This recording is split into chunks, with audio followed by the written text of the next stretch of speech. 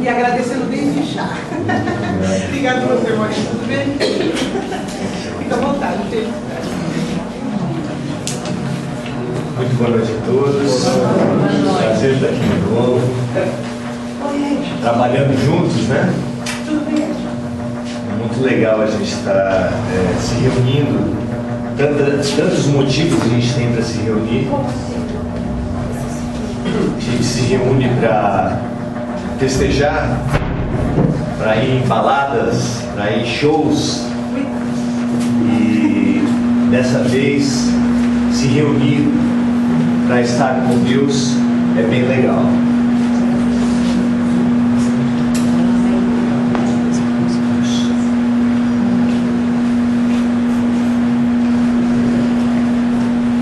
Hoje nós viemos conversar sobre um aspecto muito importante da vida humana, da avaliação dos atos humanos e, portanto, dos nossos próprios atos.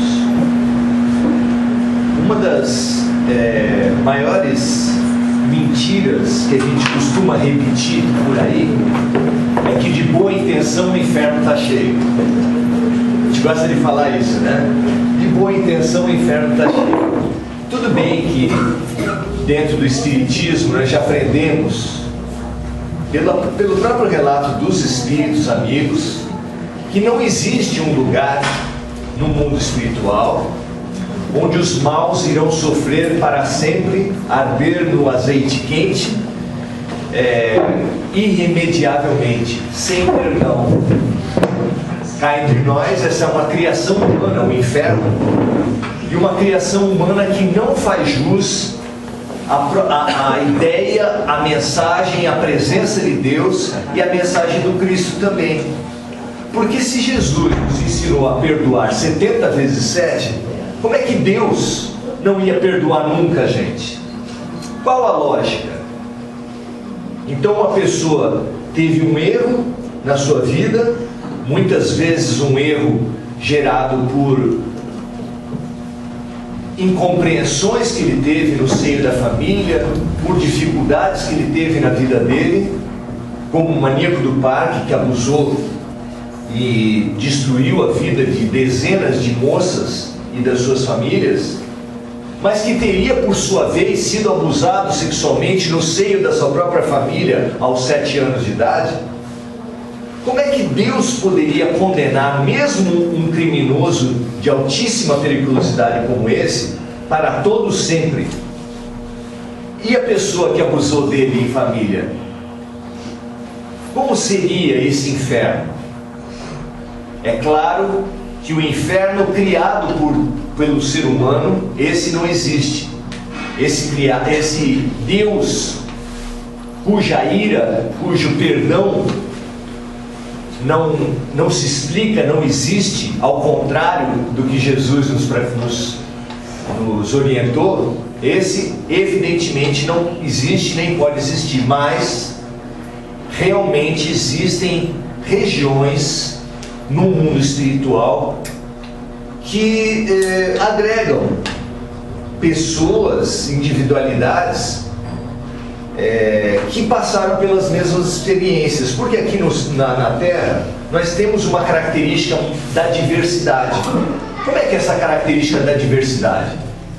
2 pessoas estão andando num ônibus, pode estar Madre Teresa de Calcutá e um assassino em série do lado dela, não pode? Por quê? Porque aqui o que rege a vida da gente são as leis da matéria, as leis da física.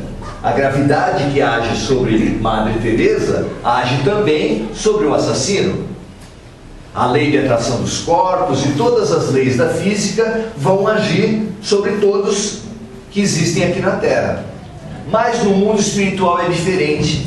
Desprendidos da ação mais incisiva da matéria, o que rege o mundo espiritual é apenas a afinidade, a sintonia, a proximidade pelas mesmas necessidades, pelas mesmas experiências. Isso quer dizer o quê? Que quando as 2 pessoas morrem, uma é viciada em drogas Essa pessoa que é viciada em drogas, depois que ela morre, ela deixa de ser viciada em drogas? Uma pessoa que é viciada em sexo, depois que morreu, não pensa mais em sexo? Será que é isso? É claro que não. É claro que os mesmos padrões que nós vivemos aqui na Terra, teríamos no mundo espiritual. A ponto de poder dizer com a maior tranquilidade: você quer ter uma boa vida depois da morte? Pense qual é a vida que você está tendo antes da morte. Da vida da Terra depende da vida que nós teremos no céu ou no mundo espiritual. Então, as pessoas se agregam no mundo espiritual. Os relatos são diversos dos espíritos, falando dos vales dos drogados, dos vales dos suicidas, das pessoas que se afinizam pelos mesmos interesses e pelas mesmas tendências. E se agrupam para quê? Para que será que se juntam os viciados em droga depois de morrer? Pelo mesmo motivo que se agrupam aqui. Por que existe uma Cracolândia na Terra? Porque se associam as pessoas para poder mais facilmente conseguir as drogas, motivar, perseguir ou se agrupar junto com os outros. É claro que as pessoas se juntam para ir na zona do meretrício, para ir em baladas, para ir em igrejas. As pessoas se juntam para tudo. E no mundo espiritual muito mais, porque lá o que rege é a mentalidade, o que rege é unicamente a afinidade.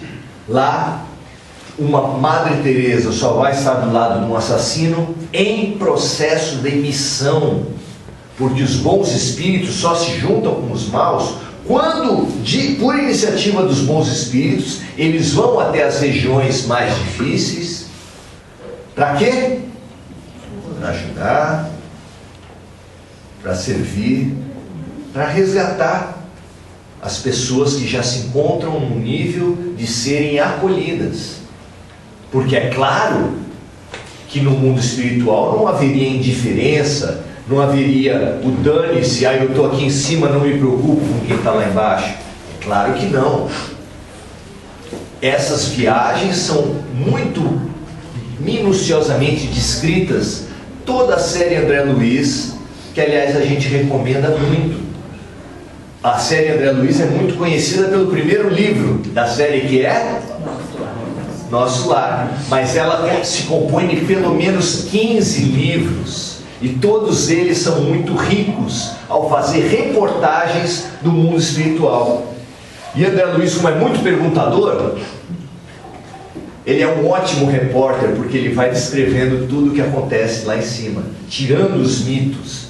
Tem gente que fica desesperado com as descrições dele, porque fala assim: lá no mundo espiritual vai ter que trabalhar? Vai ter que estudar? Não é possível, eu trabalhei e estudei a vida toda aqui, agora eu vou lá, eu queria ter anjinho, nuvenzinha, harpa tocando, uva para a gente comer. Nada disso. Nada disso. Nada disso. Lá em cima é estudo e é trabalho. E às vezes muito mais do que a gente. Lá em Nosso Lar, quando o André Luiz estava, foi premiada uma das almas mais evoluídas da cidade, a ministra veneranda, que estava alcançando a marca de 1 milhão de horas de trabalho ininterruptas. Gente, espírito evoluído não dorme. 24 horas de trabalho por dia, não sei quantos dias por semana, porque eu não fiz as contas, 24 vezes 7, 1 milhão de horas ininterruptas, quer dizer 1 minuto e 1 hora atrás da outra de trabalho. Não tem final de semana? Férias, licença prêmio. Mas não precisa se desesperar não, viu gente? Porque nós não estamos no nível da veneranda. Fica tranquila, porque no nosso nível, a nossa realidade é o seguinte: Nós vamos para lá, nós vamos ter fome, nós vamos ter sede, como foi descrito no próprio filme Nosso Lar, no livro, onde as pessoas têm sede e ele bebia água de poça, ele tinha fome, ele tinha todas as necessidades humanas, não porque o corpo pedia, mas porque nós nos referenciamos pelas refeições. Mesmo que você não tenha muita fome, você nunca se pegou comendo sem muita fome? Ah, está na hora de comer, vou comer. E você vai comendo, porque está na hora de comer e vai por aí afora. Nós, hoje, precisamos pensar se é verdade que não há ninguém com boa intenção no inferno, e se a gente se junta no mundo espiritual, se o nosso destino no mundo espiritual, e cá entre nós, aqui na terra também, se dá através das intenções, se as intenções são tão importantes para a gente se dar bem, se dar mal, para a gente fazer uma coisa boa ou ruim, nós precisamos pensar sobre as motivações humanas.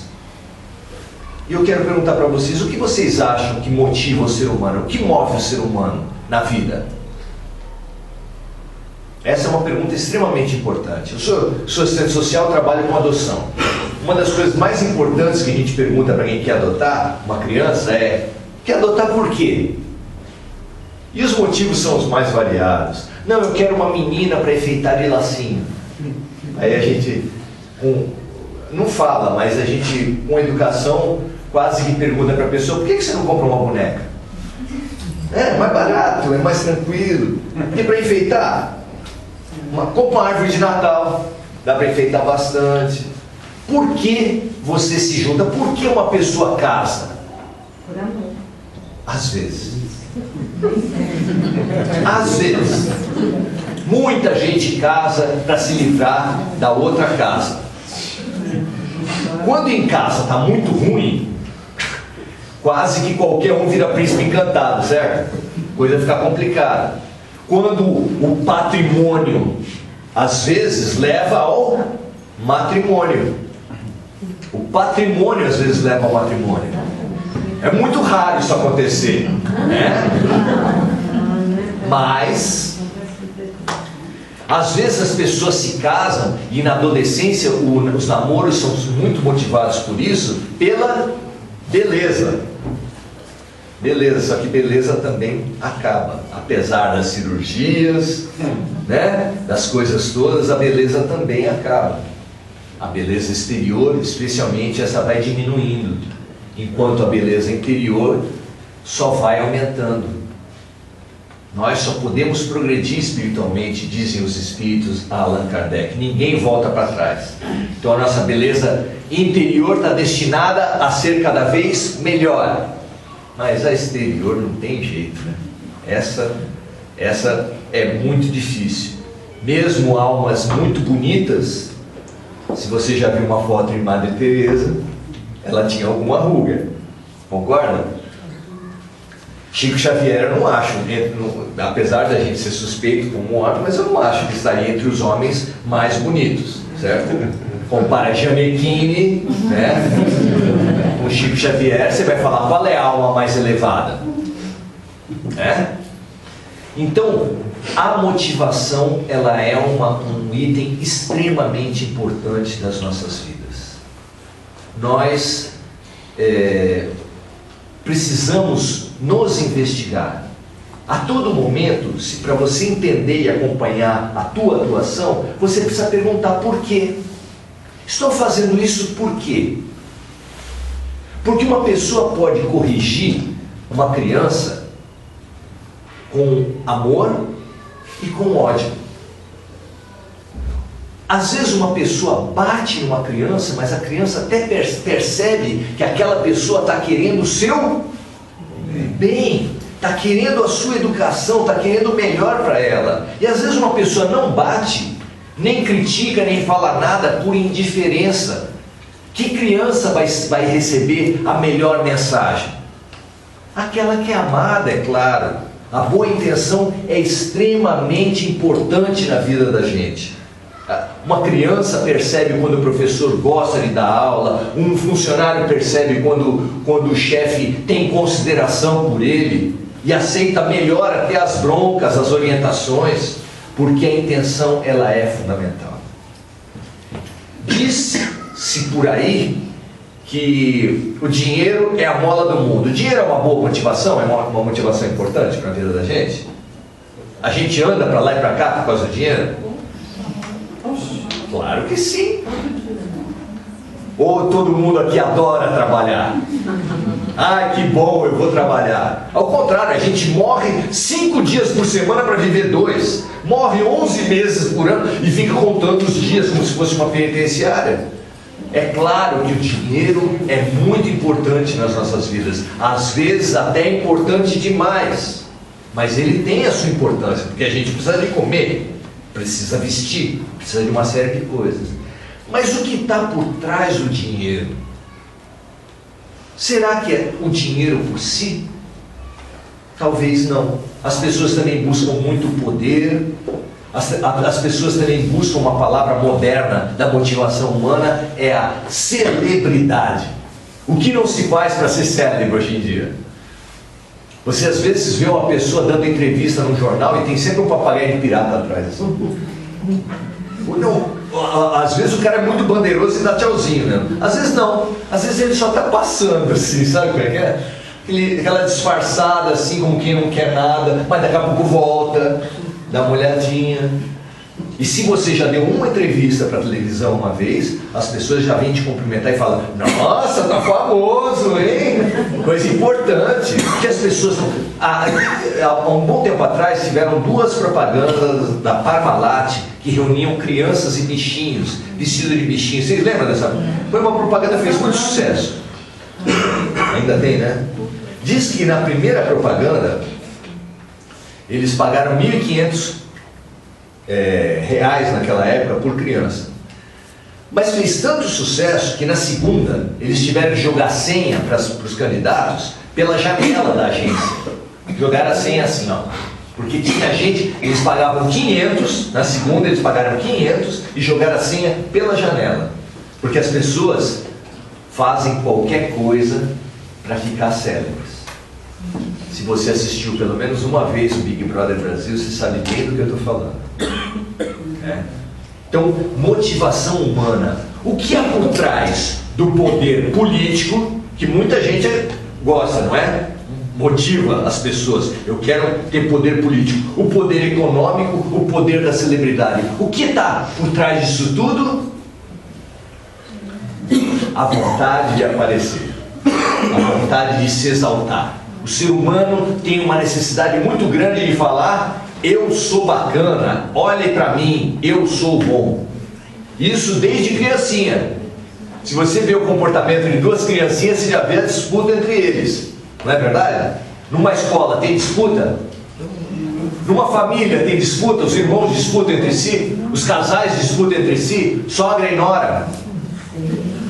A disputa está em todo lugar. No trânsito tem disputa? No trabalho, na escola, no trânsito, na política, na religião tem disputa?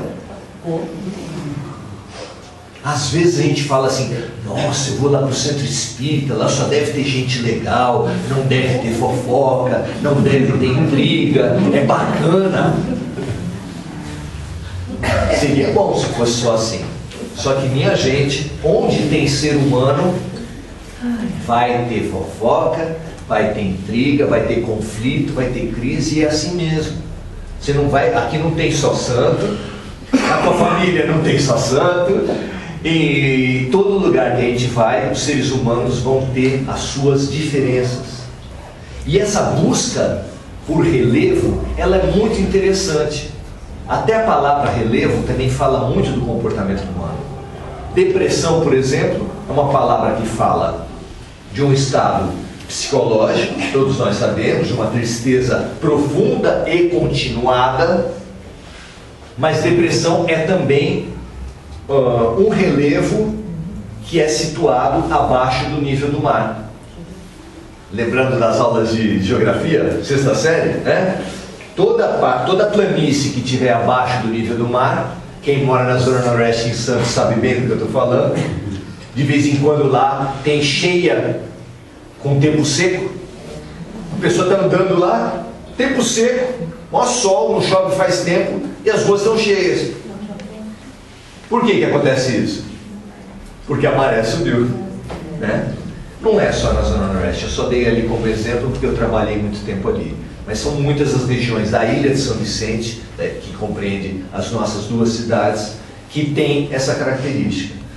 E também o relevo, a busca pelo relevo, por atitudes relevantes, por ser uma pessoa relevante, por fazer declarações relevantes, também falam da nossa tendência de aparecer. E quando a gente vê o Evangelho, é luminoso. Porque no Sermão do Monte, que é um relevo, né? Monte é uma área elevada, começa assim: e Jesus subiu ao monte para ensinar. E daí começa a falar do Sermão do Monte. Por que ele subiu no monte? Para ensinar. E por que o ser humano sobe no monte? Por que ele busca a sua autoexaltação?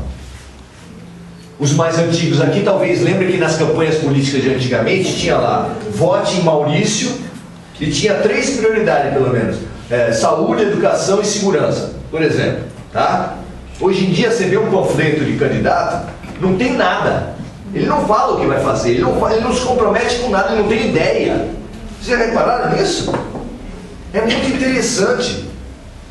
Quando você pensa na palavra poder, ela é muito interessante para a gente pensar. As pessoas querem: vote em mim. Mas o que você vai fazer?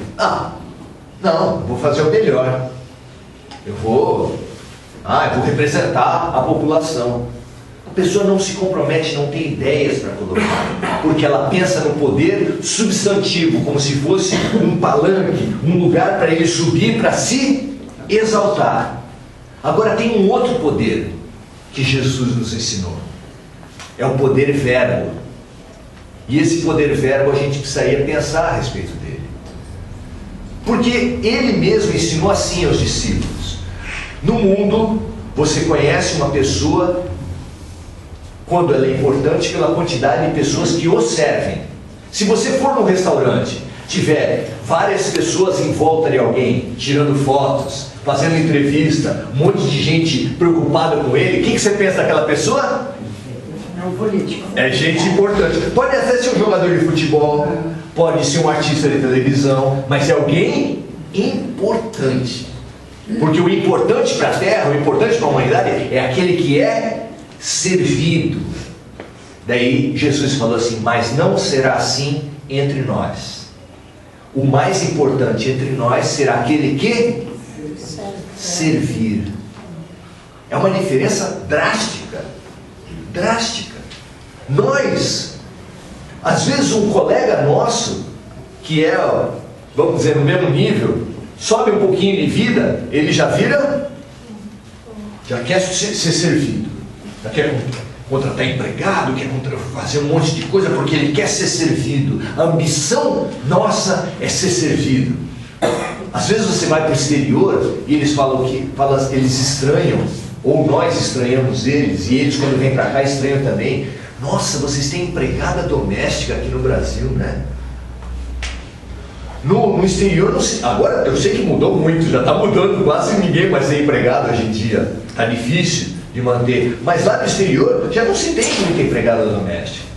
Mas aqui se gosta de ter empregados para tudo. A minha esposa foi para o Japão. Nesse intercâmbio, ela é funcionária pública, e nesse intercâmbio, São Vicente tem um intercâmbio com Narra, a cidade de Narra, e ela foi lá visitar, porque ela é engenheira agrônoma, ela foi visitar a usina de reciclagem de lixo de lá.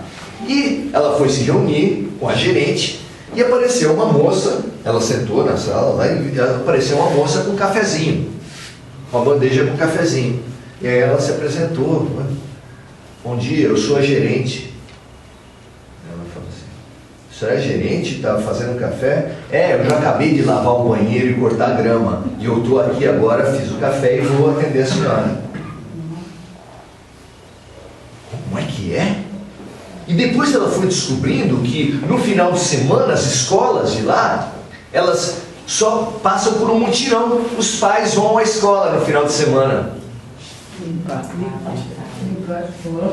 Limpar a privada, limpar pátio, lavar a escola. Não é interessante isso? Se fizesse isso no Brasil, seria um escândalo, fala a verdade. Escola municipal exige que pais vão se humilhar. Não é isso? A gente não ficou na Copa do Mundo, a gente não ficou besta com o japonês, com a japonesada no estádio? Por quê? Eles devem ter ficado besta com a gente também. Nossa, estão fazendo reportagem com a gente, estão perguntando, a gente está famoso agora, sabe por quê? A gente foi no estádio, fez sujeira, logo depois pegou o saco plástico, pegou a nossa sujeira e levou para jogar numa lixeira. Eles devem ter achado isso absolutamente comum, absolutamente normal, e nós... Não é interessante isso, gente? O senso de servir. Jesus falou que aquele que quiser ser o primeiro entre os discípulos, porque também entre os discípulos tem diversas passagens onde eles queriam se exaltar. É muito precioso isso. Tem uma passagem que a mãe de 2 discípulos chega para Jesus, pede uma entrevista com ele à parte e fala assim: escuta, quando o senhor estiver no seu reino, vamos combinar aqui de um filho meu ficar à sua direita e o outro filho ficar à sua esquerda? Vamos combinar? Ele falou: minha amiga, não é assim. Não é assim que as coisas funcionam. Quem determina a hierarquia no reino dos céus, não é assim que as coisas funcionam. Não é por acordo, conchavo ou favor. No reino dos céus, quem determina a hierarquia é meu Pai que está no céu. Não dá para ficar assim. Não deve ser constrangedor para Jesus ter passado por esse diálogo? Já imaginou? Por quê? Porque na incapacidade da gente se espiritualizar, da gente se elevar até Deus, a gente quer humanizar Deus e fazer Deus como a gente. Ou fazer o mundo espiritual como se fosse a gente. Sabe o que a gente faz? A mesma troca de favor que a gente faz com o vereador, a gente faz com o santo. Já viram isso? Coitado do Santo Antônio, virado de cabeça para baixo no copo de pinga. Enquanto não aparecer o marido, não vira. E o santo das causas impossíveis, e isso e aquilo. E eu digo o seguinte: nós tratamos melhor o pedreiro que vai na tua casa do que Deus. O pedreiro, quando vai fazer o serviço, você não dá 50% na entrada antes do serviço? Não dá? Deus não. Deus a gente só paga no final. Satisfação garantida, o seu dinheiro de volta. É impressionante como a gente busca Deus, busca a religião, busca tudo na vida para se autoexaltar. E Jesus deu uma advertência muito clara: aqueles que se exaltarem serão humilhados, e aqueles que se humilharem serão exaltados. Se você tiver a curiosidade de ver um dos programas de maior sucesso, recorde de audiência até hoje na televisão brasileira, sabe qual foi? Você já pensa em Irmãos Coragem, Jogo do Brasil. Sabe qual foi um dos programas que até hoje são recorde de audiência na televisão brasileira? Pinga Fogo com Chico Xavier. É lógico que naquele tempo tinha menos televisão, mas percentualmente foi o programa de maior recorde. E ali ele foi chamado por um jornalista para contar uma história da vida dele. E a história da vida dele nos ensina muito a respeito dessa relação com coisas materiais.